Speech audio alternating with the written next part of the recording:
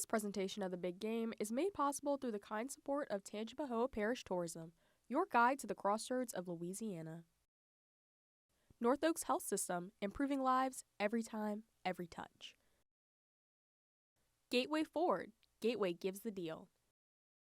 And the Northshore Community Foundation, you can make a difference, we make it easy.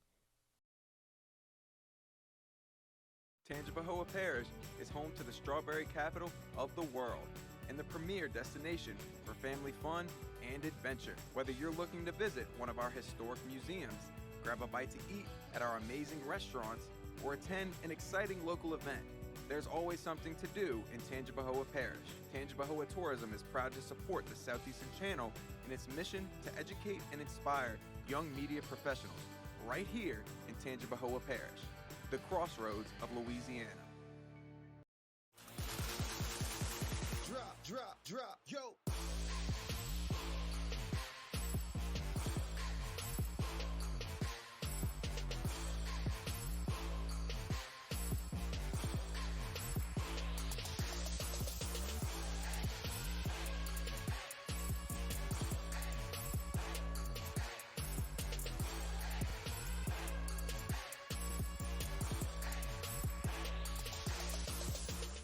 I think this is a great place to live, a great place to raise a family.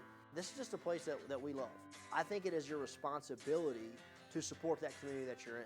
And that's something that we've always done here and something we're very proud of. Sponsoring Little League and sponsoring the high school and sponsoring the university. And I just feel like that's as much of our responsibility to be visible in the community and show that we're here and we're a part of what's going on with our neighbors and our customers.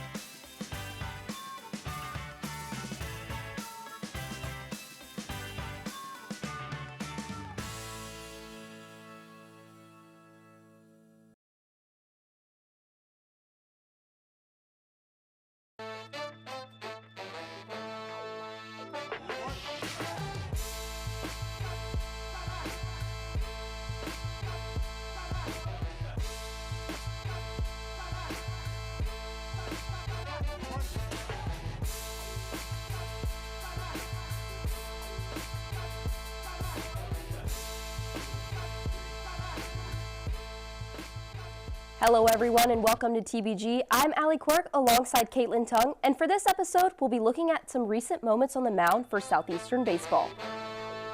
We will also get the story of Ethan Francis and his impact on the success of our Lions baseball team. But first, we'll look at a historic run for the Southeastern softball team. The Lady Lions broke a school record, winning 13 straight games, the longest winning streak in program history. This came from their most recent series against the Northwestern State Demons, where they were battling it out for the Cypress Trophy. For more on this recent matchup, I took a deeper look. The softball team hosted the Lady Demons in another Southland series at North Oak Park. In the first game, Northwestern was the first to score, but the Lions responded right back with 6 more runs in the first inning alone. The biggest one of the night being a grand slam from Briley Ford. They finished the first game with a run rule score of 10-2, but the night wouldn't end there, with both teams immediately rolling into the second game. Neither team scored until the 4th inning, but Southeastern was the first to score with a bases-loaded walk. Northwestern State scored in the 6th inning with a solo home run to tie the game. But Maria Detillier would have a walk-off home run up her sleeve to end the game. She sealed a 3-1 final and a doubleheader sweep for Friday night.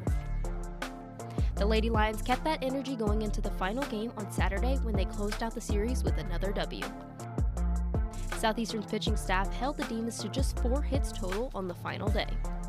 Northwestern State managed just 1 run to try to claim this game for their own, but the Lady Lions would ultimately keep the Cypress Trophy at home for the 5th consecutive season. The Lady Lions are continuing to dominate around the diamond, with this series pushing them at the top of the Southland with a perfect record of 9-0. The defending conference champions are paving their way for a possible repeat of last year's successful season. Reporting for the big game, I'm Quirk. The Lions baseball team traveled to Lake Charles for a tough conference matchup with McNeese. The Cowboys are at the top of the Southland Conference thanks to their poise behind the plate. For more on the Lions facing the Southland's top contender, TBG reporter Jules Dormain has the full story. After hosting and shutting out number 8 Oklahoma, the Lions baseball team headed down to Lake Charles for a rivalry series against the McNeese Cowboys. Any momentum Coach Barbier and his squad had immediately fizzled out in the first night in Lake Charles. McNeese dominated the Lions bullpen, scoring 8 runs while Southeastern managed only 2. In the second game of the series, things would go a bit smoother for Southeastern. The Cowboys and Lions stayed neck and neck throughout the whole game and brought it to extra innings. However, the JUCO product, Hayden Stringfellow, would hammer a single in the bottom of the 11th inning to secure the series on Saturday for the Cowboys. Southeastern would find their swagger again on Sunday when Peyton Woods bucketed a grand slam to give the Lions the lead. This was one of 3 home runs in the 6th inning for the Lions, as Connor Cuff would launch one to right field and Alex Perry got his 2nd homer of the day and 4th on the season.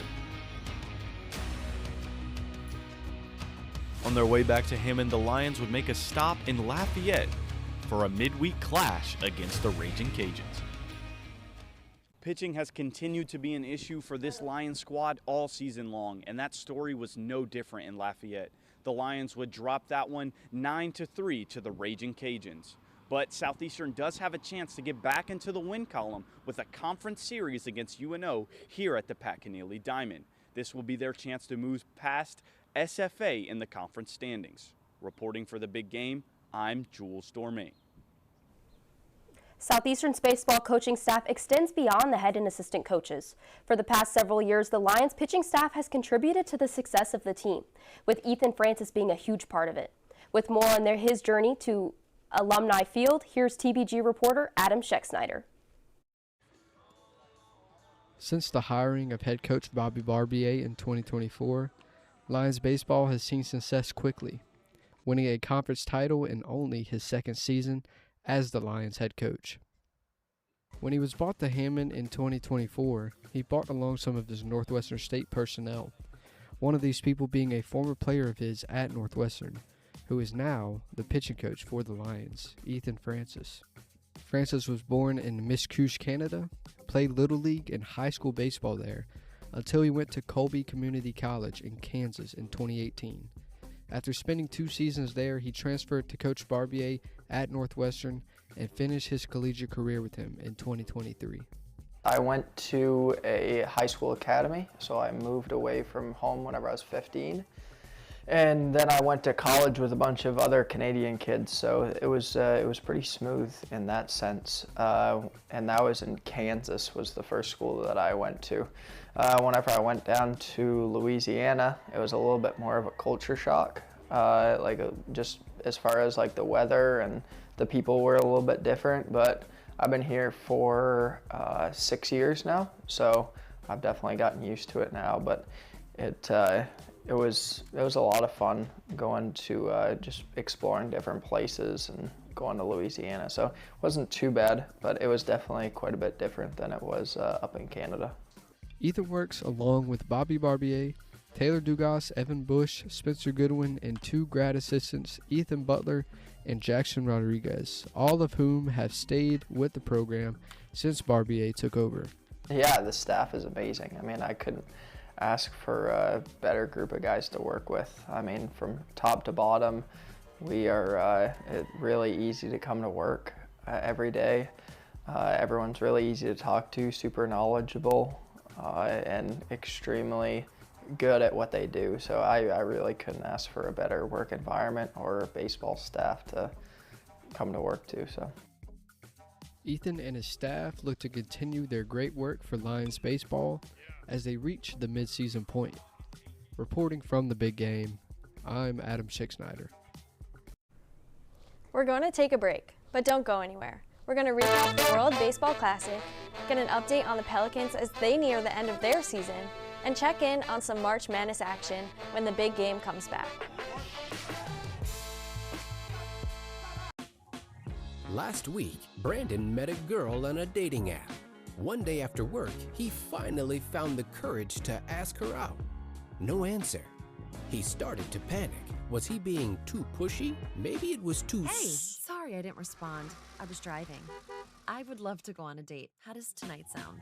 Brandon tried to play it cool, but inside he knew. A girl so smart, so responsible. She must be a keeper. Welcome back to the big game. The World Baseball Classic has officially come to a close after an intense 12-day stretch. A total of 20 teams competed over 71 games with the top athletes around the world. With more on how the tournament panned out, here's TVG reporter Logan Loving.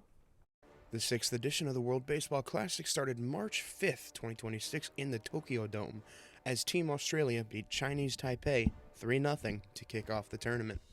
By Friday, every team had played, including Japan mercy ruling Chinese Taipei 13-0, Puerto Rico shutting out Colombia, and the United States eventually pulling things together to beat Team Brazil 15-5.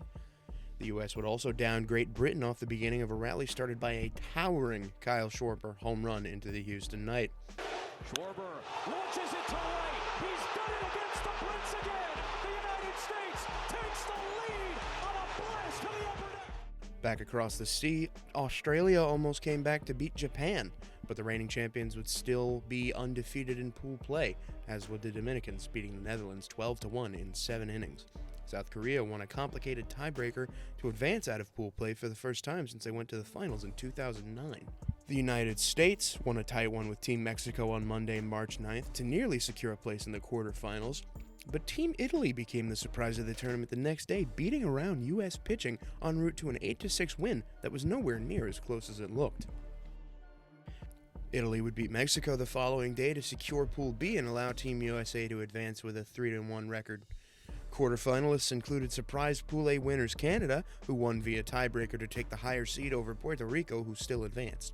Pool B included Italy and the United States. Pool C was Team Japan and Team Korea. Although a Czech electrician stole the show, as Ondrej Satoria won the hearts of sports fans everywhere, once again pitching dominantly in the WBC, shutting out Team Japan in 4 2/3 innings in what could very well be the last professional appearance of his career. Satoria received a standing ovation from the Tokyo Dome and took a bow in front of the baseball world.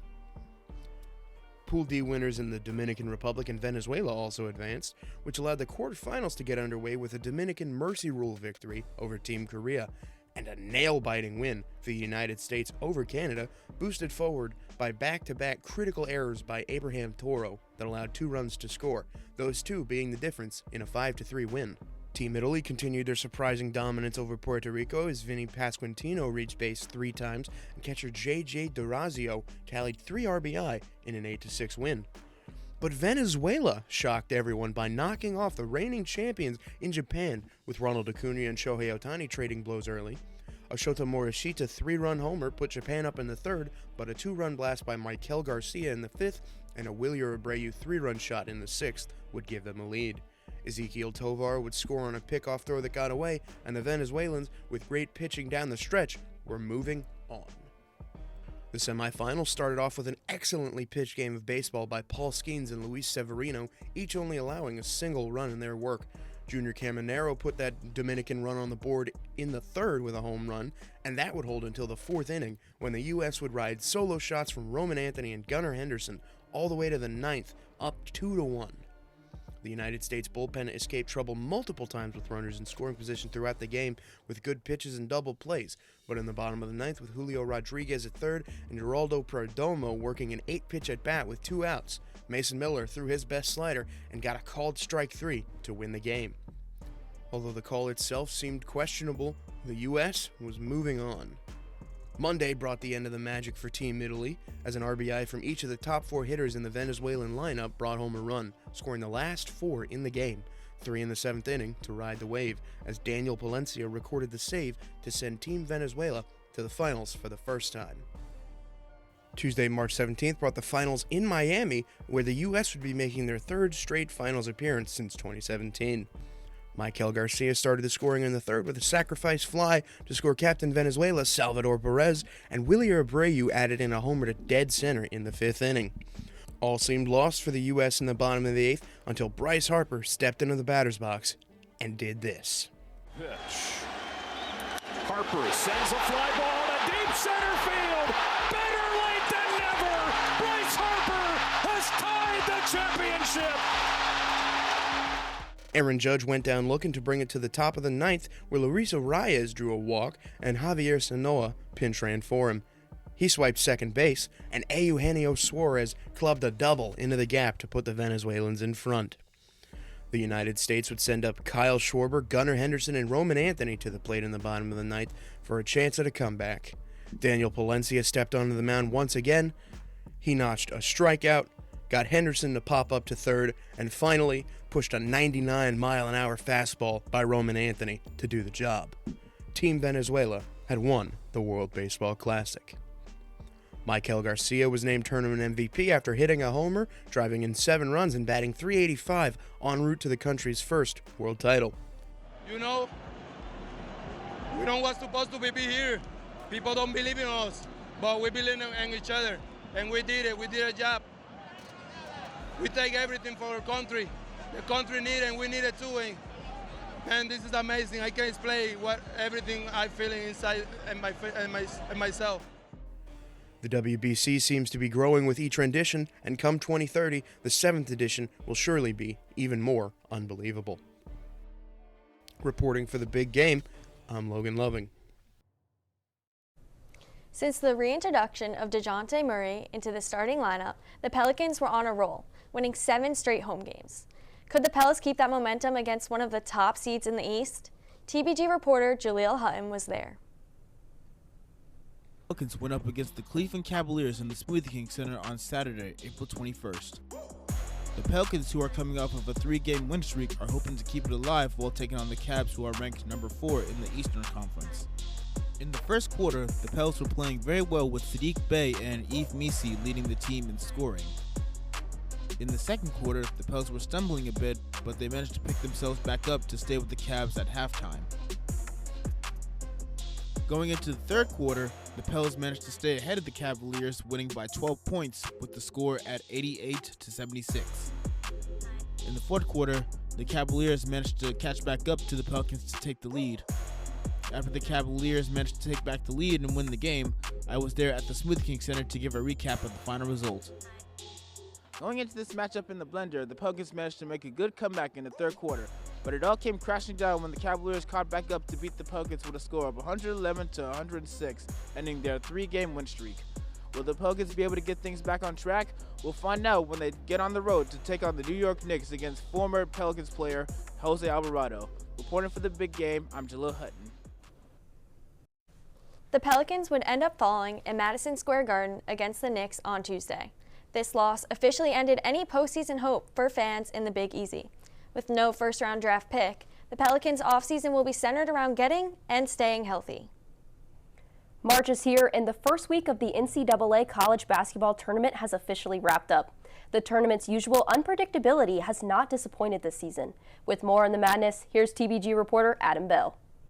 It's March, so you know what that means. The NCAA tournament, March Madness, where upsets can happen at any point, and this past week did not disappoint. To start round 1, the heavily favored number 5 seed Wisconsin Badgers took on number 12 High Point. The game was back and forth throughout both halves, but a late surge by High Point in the final minutes, capped off by a transition layup from guard Chase Johnson, was just enough to upset number 5 Wisconsin 83-82. Next, number 6 North Carolina without star player Caleb Wilson took on number 11 VCU. Despite Wilson being out, UNC jumped out to a 19-point lead, but VCU stormed back in the second half to pull off the upset, beating North Carolina 82-78 and leaving questions surrounding head coach Hubert Davis and the program's future. The number 1 overall seed and title favorites Duke Blue Devils face number 16 Siena. Siena did not play like a 16 seed, jumping out to a 12-point halftime lead and threatening one of the biggest upsets in recent memory. But Duke finally woke up, storming back to win 71-65. to start second round action of the tournament. Number 4 Kansas took on number 5 St. John's. It was another back and forth battle between two teams fighting to keep their season alive, but guard Dylan Darling hit a game-winning layup to give St. John's a 67-65 win and send this team to the Sweet 16. Finally, the number 1 seed defending national champion Florida Gators faced number 9 Iowa in an unexpected back-and-forth game. Iowa gave everything they had, and it finally paid off for forward Alvaro Figueres. He hit a last-second three-pointer to send Iowa to the Sweet 16 with a 73-72 win. Reporting for the Big Game, I'm Adam Bell signing out. Time for a break, but when we come back, we're going to wrap the show up with some high school tennis and a lot of football. After that, our new segment, Line Up and Line Down. Don't go anywhere. We'll be right back. This presentation of the Big Game is made possible through the kind support of Tangipahoa Parish Tourism, your guide to the crossroads of Louisiana. North Oaks Health System, improving lives every time, every touch. Gateway Ford, Gateway gives the deal. And the Northshore Community Foundation, you can make a difference, we make it easy. Tangipahoa Parish is home to the strawberry capital of the world and the premier destination for family fun and adventure. Whether you're looking to visit one of our historic museums, grab a bite to eat at our amazing restaurants, or attend an exciting local event, there's always something to do in Tangipahoa Parish. Tangipahoa Tourism is proud to support the Southeastern Channel in its mission to educate and inspire young media professionals right here in Tangipahoa Parish, the crossroads of Louisiana. Drop, yo!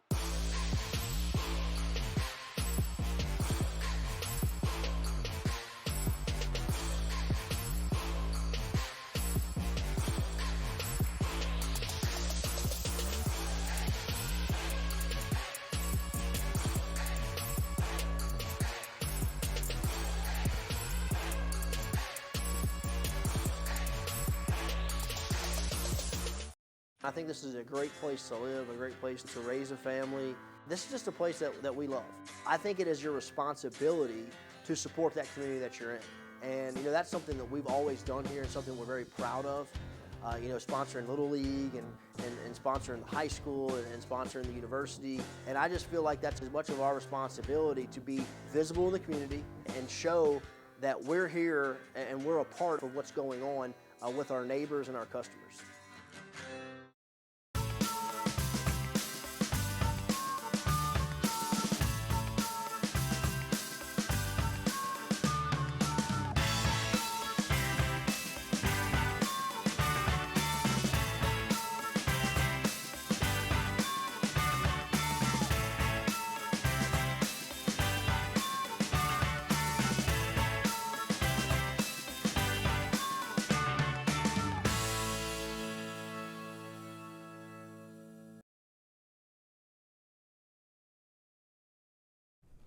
Welcome back to the Big Game.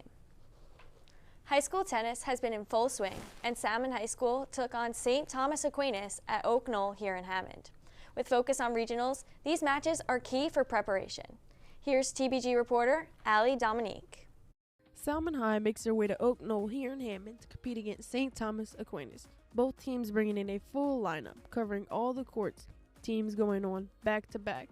They played a total of 8 matches, 2 girls singles and 3 girls doubles, as well as 2 boys singles and 1 boys double. The boys line 1 singles for Salmon High started out with a loss in the first set with a score of 4-6, but later made a comeback in the second set with a score of 6-1, later ending in a tiebreaker with Salmon High taking the win for the boys. With both teams being pretty even in skill, they played a total of 3 tiebreakers, Salmon winning 1 out of the 3 tiebreakers.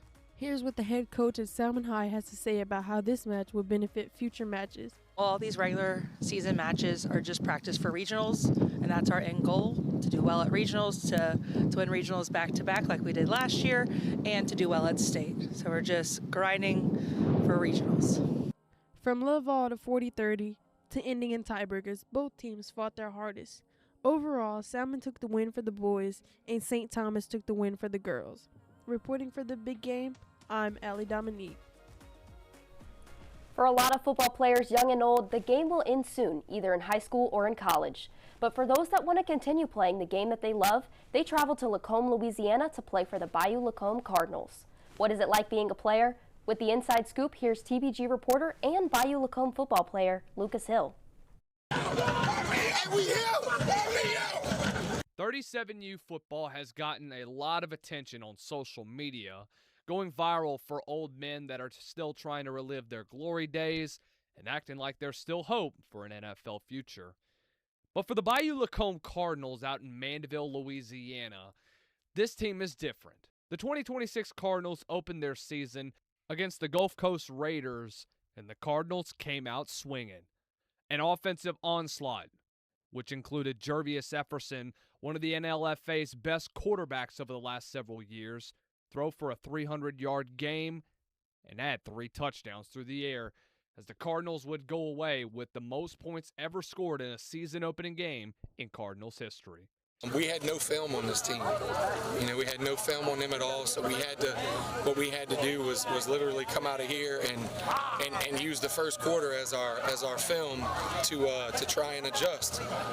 As far as from an offensive standpoint, I think it was pretty efficient. Quarterback 5 touchdowns, no turnovers. No turnovers is crazy. I'll take that. That's all I can ask for is efficient football, bro. So, yeah. There are a lot of different characters on this Cardinals team, former NFL players, military veterans, and fathers. But one thing is for certain, this team comes together to play as one for the community of St. Tammany Parish. For TBG, I'm Lucas Hill. The NFL draft is almost here, and this week, the Saints hosted their Pro Day. Several players on Southeastern had the opportunity to attend and showcase themselves as they look to begin a professional career. For more on Pro Day, I got to take a deeper look. The Saints Pro Day took place this Tuesday, where players from 5 Louisiana-based schools, Grambling, Nichols, McNeese, Southeastern, and Southern, got to showcase their talent to professional scouts. The day started with scouts taking measurements of the players' wingspan and arm length. This was then followed by measurements of their heights and weights. Each player then had to squat their body weight as part of a movement screening to assess their knee stability and balance. They then performed the 40-yard dash, where each player got to go twice. Following this, the scouts reviewed the measurements and 40-yard dash performances and made cuts. Athletes then moved into agility and cone drills, running around cones and cutting from line to line, which tested their speed, footwork, and change of direction.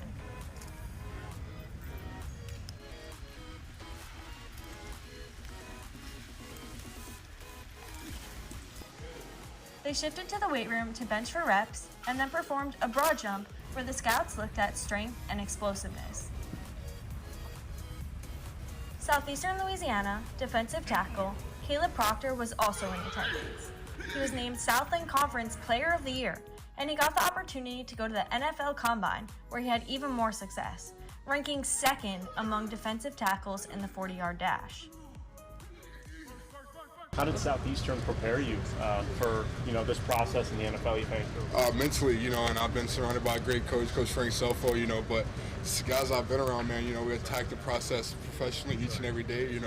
We're a very detail-oriented team, so just been around that staff, the guys that are around, has prepared me for this moment. There was an incredible amount of talent on display here today. It will be super exciting to see if this opportunity can open up any doors for a professional career for some of these players.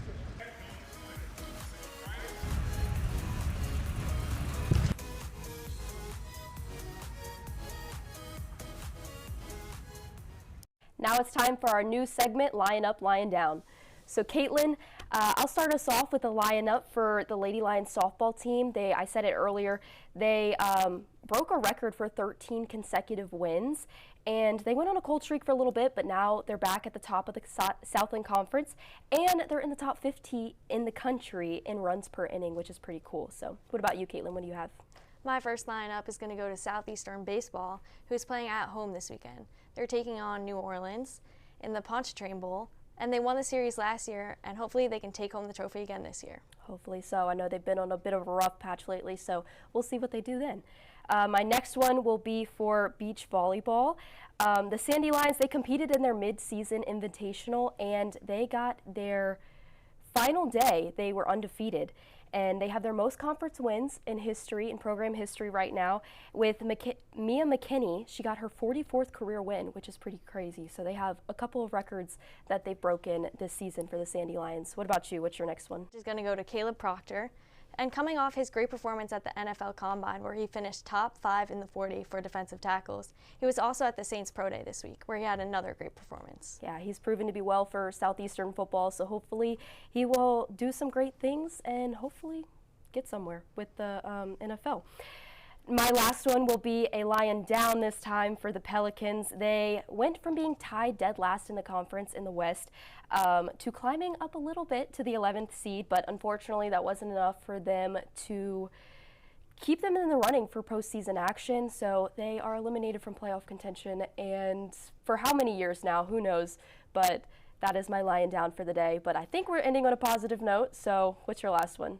That was definitely a Lion down. But I'm keeping things positive, and my last lineup is to Southeastern Soccer, who has an undefeated spring season record so far. I may be biased because I'm on the team, but we have our last spring game tomorrow, and hopefully we can keep the winning streak going. Hopefully so. But that'll do it for this episode of The Big Game. For more information on Lion Athletics, visit www.lionsports.net. And for more of us here at The Big Game, visit www.thesoutheasternchannel.com. So for Kaitlyn, Tung, and the entire Big Game crew, I'm Allie Quirk. Thanks for watching, and we'll see you next time.